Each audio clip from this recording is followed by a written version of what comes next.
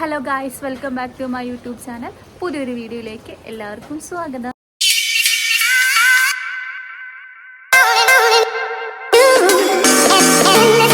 എന്താ പരിപാടി? നമുക്ക് ലേശം പരിപ്പും മുരിങ്ങയിലൂടെ കറി വെക്കാം ഉച്ചക്കത്തേക്ക്.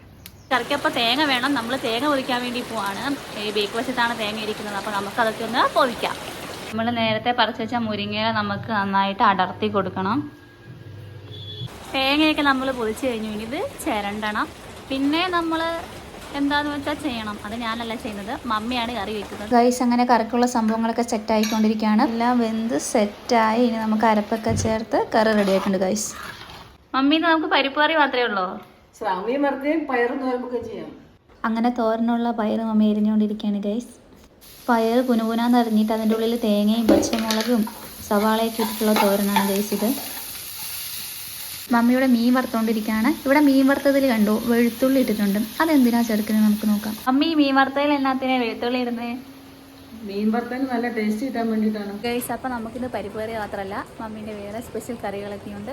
അതൊക്കെ കൂട്ടി നമുക്ക് നന്നായിട്ട് എൻജോയ് ചെയ്ത് ഫുഡ് കഴിക്കാം. അങ്ങനെ ലഞ്ച് ടൈമായി ഗൈസ്. നമ്മളെല്ലാവരും കൂടി ഒരുമിച്ചിരുന്നാണ് ഫുഡ് കഴിക്കുന്നത്. മറ്റൊരു വീഡിയോയുമായി നമുക്ക് പിന്നെ കാണാം. Thanks for watching.